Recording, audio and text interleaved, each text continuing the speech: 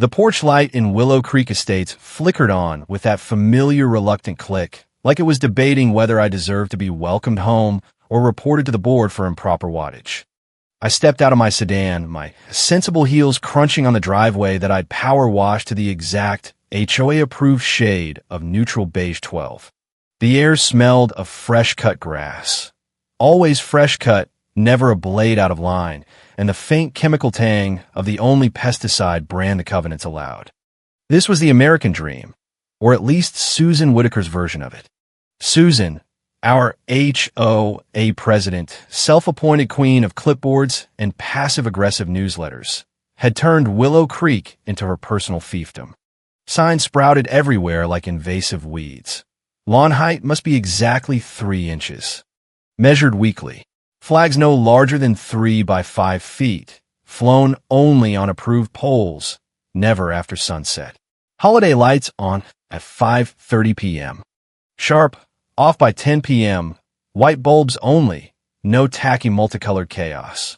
I'd learned to play along years ago. Kept my lawn at the sacred 3 inches. Painted my shutters the regulation slate gray 47. Paid my dues on the first of every month down to the penny. But apparently none of that counted if you didn't also smile and volunteer for Susan's endless committees.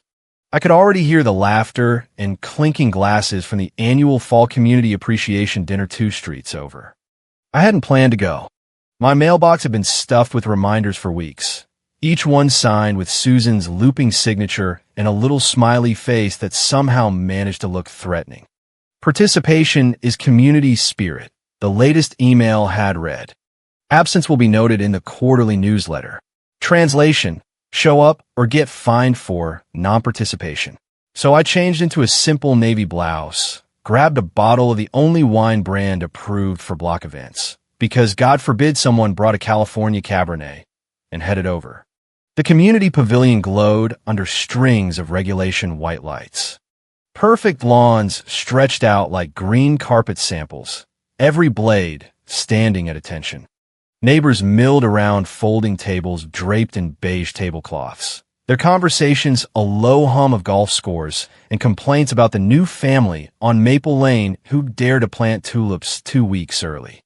Susan stood at the center like a pastel general, pearl necklace gleaming, clipboard clutched her chest like body armor. Her husband Arthur hovered nearby, nodding at every word she uttered, while their son Gregory, freshly promoted to HOA treasurer, refilled punch glasses with the enthusiasm of a man who'd never met a spreadsheet he didn't love. I slipped into a chair at the edge of the long table, half hidden behind a potted ficus that had been measured for height compliance that morning. No one greeted me. No one ever did anymore. I'd become the neighborhood ghost, present, dues paid, rules followed, yet somehow invisible. Susan's voice cut through the chatter as she tapped her glass with a spoon. Everyone, before we begin the slideshow of this year's triumphs, let's raise a toast to the spirit that makes Willow Creek the envy of every subdivision within 50 miles. Polite applause rippled. I lifted my glass along with the rest, lips curved in the smallest possible smile. That's when it happened. Susan's eyes landed on me, and her smile sharpened into something that could slice drywall. And a special shout-out to those who truly contribute, she continued, voice dripping honey over broken glass. Some residents give their time, their ideas, their extra donations for our playground fund. Others, well, they just coast along, freeloading off the hard work of the rest of us. Heads turned. Forts paused midair. A few nervous chuckles escaped from the back row. Susan didn't say my name, but the way her gaze pinned me to the chair made it crystal clear. Arthur snorted into his punch. Gregory leaned over and muttered just loud enough for the table to hear. Well said, Mom. Some people really do think the rules don't apply when they're not the ones writing the checks. The silence that followed wrapped around my throat like one of Susan's regulation flagpole ropes.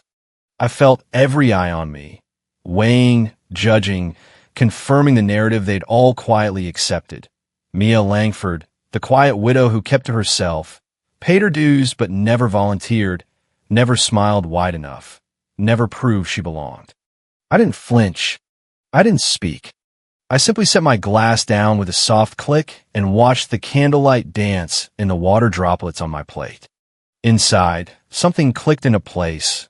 Not anger, not yet, but the clean, sharp certainty of someone who had been waiting for this exact moment for years.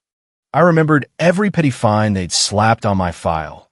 $75 for insufficient enthusiasm at last year's holiday decorating contest. Another $50 for parking my car 3 inches too close to the curb on trash day. I remembered the anonymous notes slipped under my door. Neighbors notice when you don't join the potluck rotation. I remembered the way my anonymous $2,000 donation to the playground fund had been announced in the newsletter as coming from a generous community member, while the accompanying photo cropped out the corner where I'd stood holding the giant check. They'd erased me from their story so cleanly you could still see the faint outline of my sleeve if you squinted. Susan raised her glass higher. To the real contributors. To those who understand that community isn't free. The room erupted in applause. I clapped along, slow and deliberate. The sound of my palms the only steady thing in a sea of performative enthusiasm. No one noticed the way my eyes had already moved past them, already calculating tomorrow's agenda.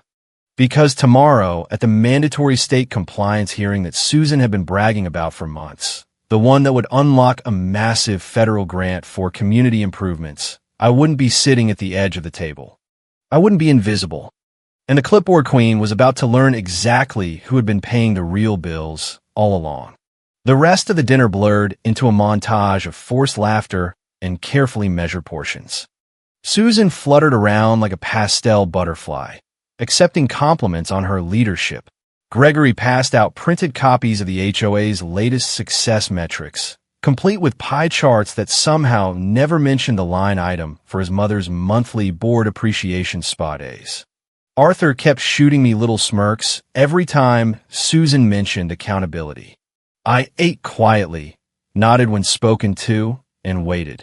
Years of silence had taught me patience the way boot camp teaches discipline. Quiet, unbreakable, lethal when the moment comes. By the time dessert arrived, regulation vanilla cake with exactly 2 inches of frosting, I had already slipped my phone under the table and opened the secure state portal. Tomorrow's hearing schedule glowed on the screen. Willow Creek Estates Annual Compliance Review, 9 a.m. Sharp. My name sat at the top in bold. Mia Langford, Senior Regional HOA Compliance Investigator, State Housing Authority. They had no idea. They thought I was just another freeloader coasting on their perfect lawns. I closed the app, tucked the phone away, and stood to help clear plates no one had asked me to clear. As I stacked dishes in the kitchenette, the laughter from the main room echoed like distant artillery. Susan's voice carried clearest of all, already planning next year's fines. I dried my hands on a paper towel, folded it neatly, because even paper towels had unspoken rules here, and whispered to the empty counter, voice flat but certain. Tomorrow, no more cropping me out. The night air hit cool and crisp as I walked home under those regulation white lights. Somewhere behind me, the slideshow started with its familiar click and jittery transition into Susan's curated legacy of triumphs. I didn't look back. I didn't need to. I already knew exactly which slide would be missing me tomorrow, and exactly how I was going to make sure no one ever cropped me out again. The walk home felt longer than usual, each step measured against the invisible tape Susan's enforcement team probably carried in their golf carts. My house sat at the end of Maple Lane, shutters slate gray, lawn exactly 3 inches, American flag correctly sized and properly illuminated until 10 p.m. Sharp. Everything in compliance. Everything perfect. Everything still somehow wrong. Inside, the smell of lemon polish and old wood greeted me the same way it always did. Quiet, reliable, the only things that hadn't changed since I moved in after my last deployment. I kicked off my heels, poured a glass of the forbidden California Cabernet I kept hidden behind the cleaning supplies, and opened my laptop. The secure state portal loaded with its familiar encrypted hum. There was Willow Creek Estates file, thick as Susan's rulebook. Years of my anonymous reports, my quiet audits, my personal donations funneled through shell accounts, so no one could trace them back to the freeloader. I clicked into the playground fund ledger. My $2,000 from last year sat there, listed under anonymous community spirit donor.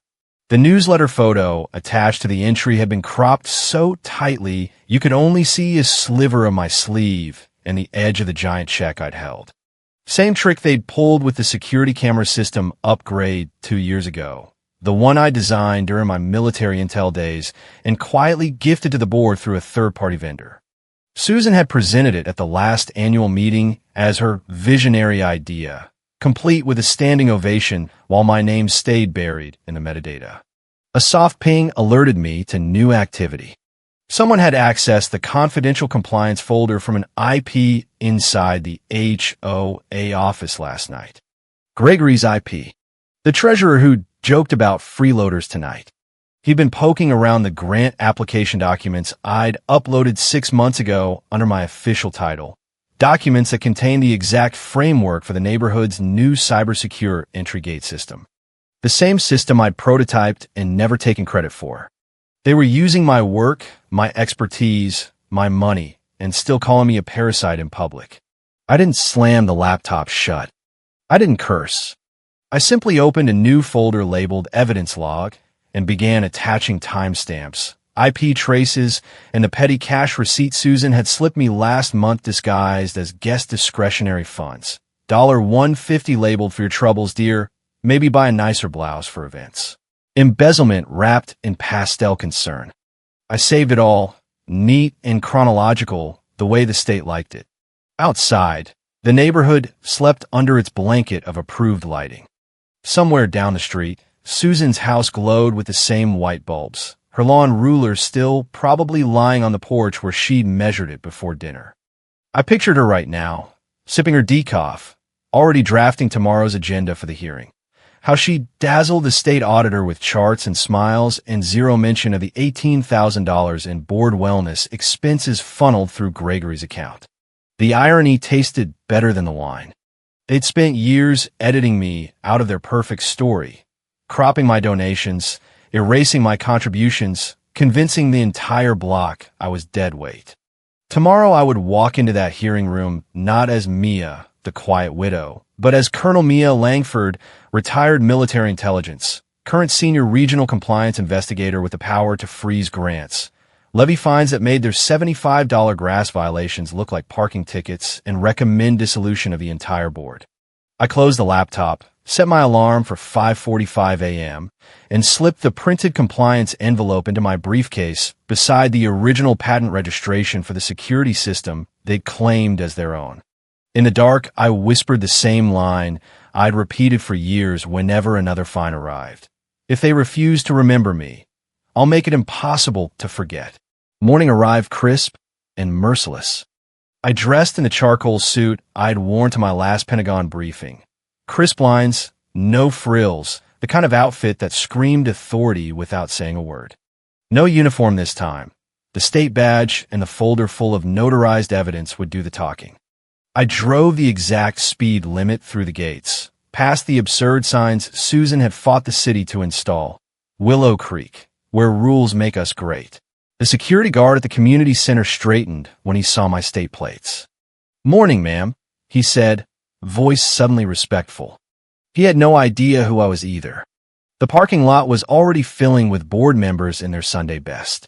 Susan's pastel pantsuit stood out like a warning flare.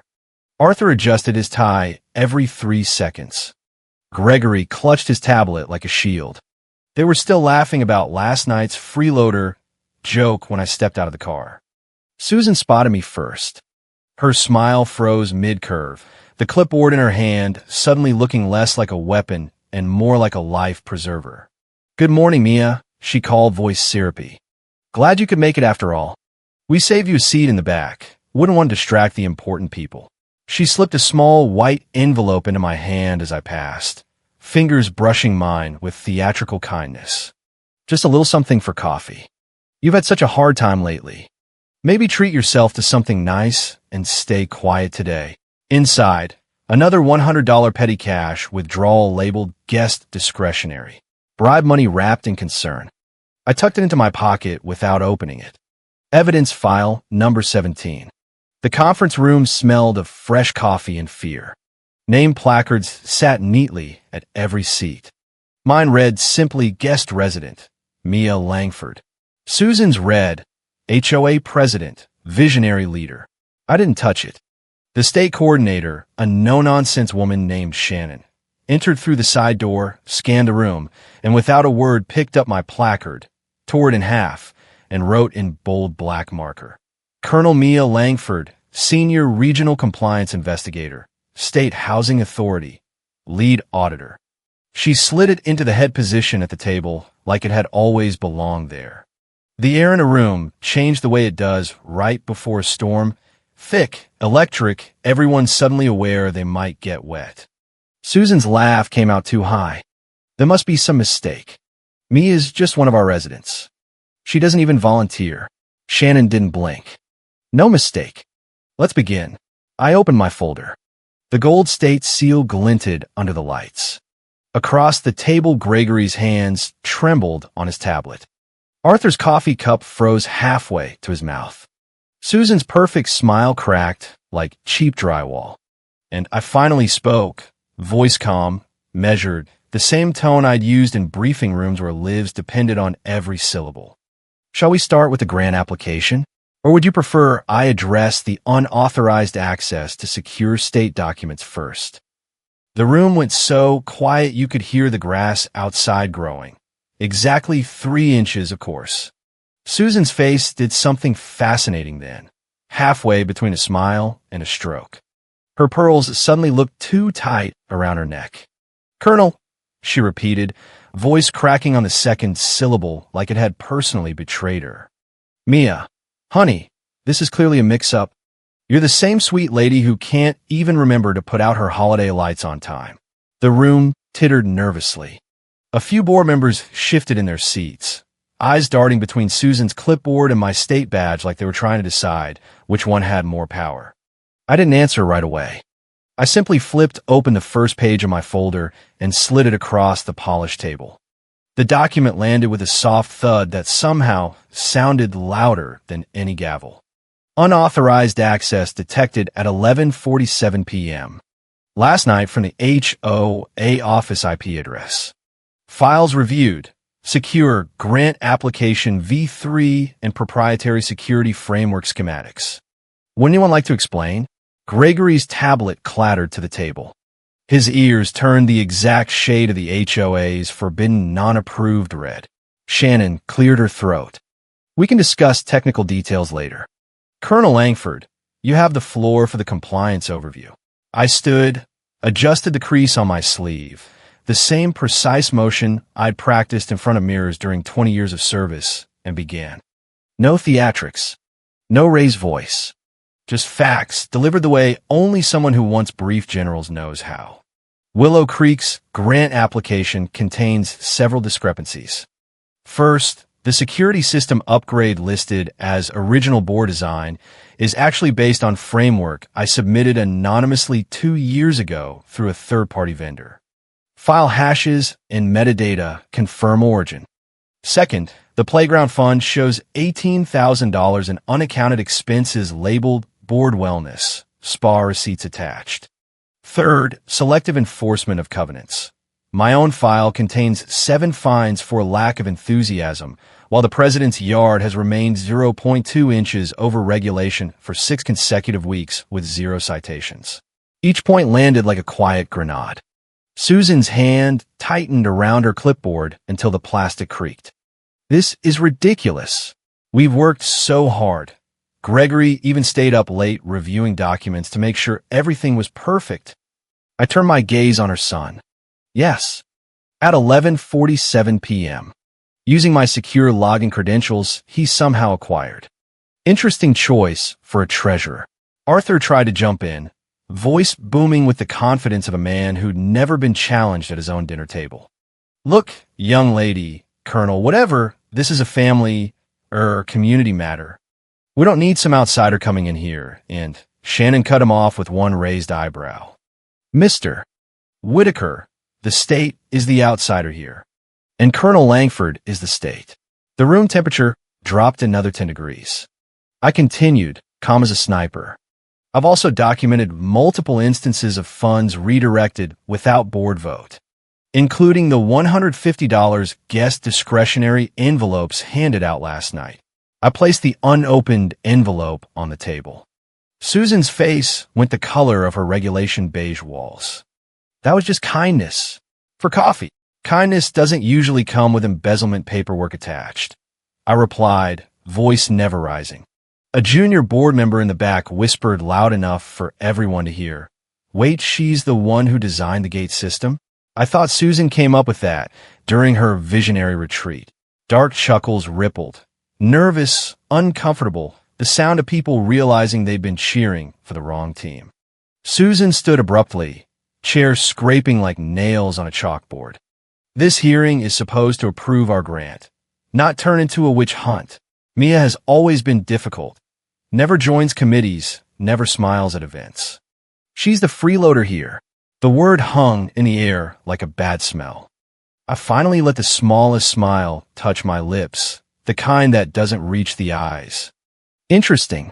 Last night you called me that in front of 50 residents. Today, I'm the one holding the pen on your entire budget. Funny how perspectives change when the rules actually apply to everyone. Gregory tried one last desperate swing. Mom, maybe we can just talk this over at home? Like family. I leaned forward slightly. This stopped being a family matter the moment you access federal grant documents without clearance. That's a felony, Mr. Treasurer. And I'm authorized to recommend charges. The silence after that was so complete the regulation white lights overhead seemed to hum louder. Susan sat back down slowly, pearls clicking like a countdown. For the first time in years, the clipboard in her lap looked less like a scepter and more like evidence. I closed my folder without a sound. We'll take a short break. When we return, I'll present the corrected grant terms that include proper credit for design work and full repayment of misallocated funds. Or we can discuss dissolution of the current board. Your choice. As people shuffled out for coffee, Susan cornered me near the water cooler, voice low and venomous.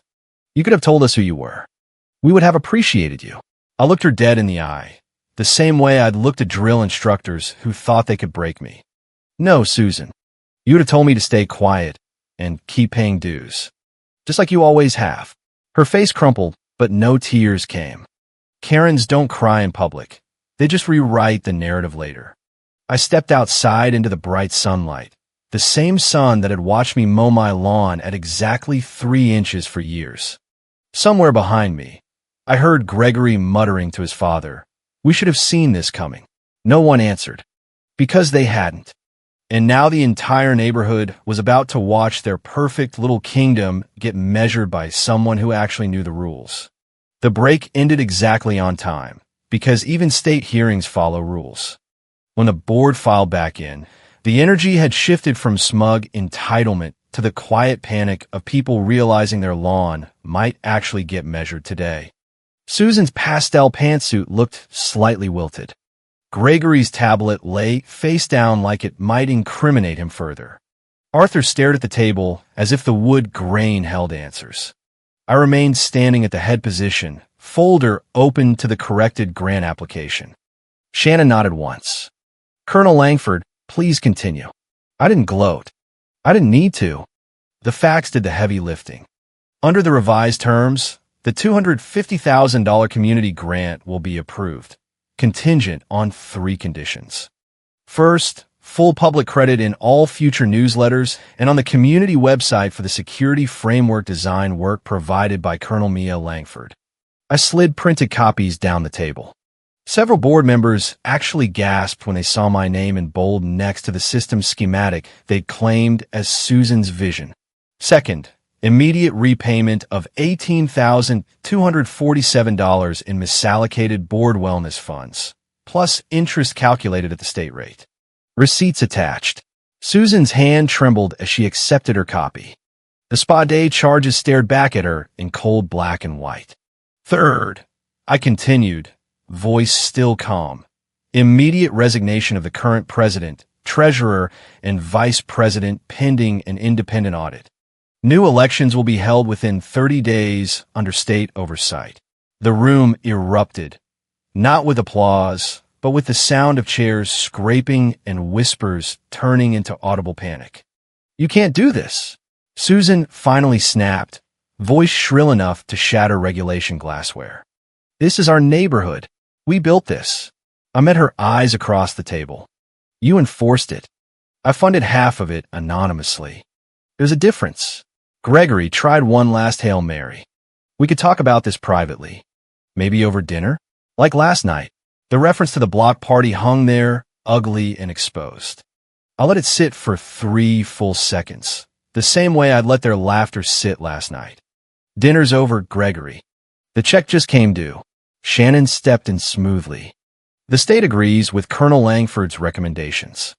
Unless the board wishes to contest these findings in front of a formal review panel next month, complete with public testimony and possible criminal referrals, I suggest we proceed to the plaque unveiling portion of today's agenda."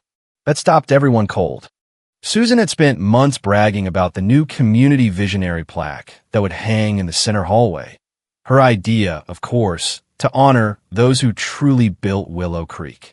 The maintenance crew wheeled in the covered stand right on cue. Shannon pulled the velvet drape away with a flourish. The plaque gleamed under the lights, brushed steel, professional engraving.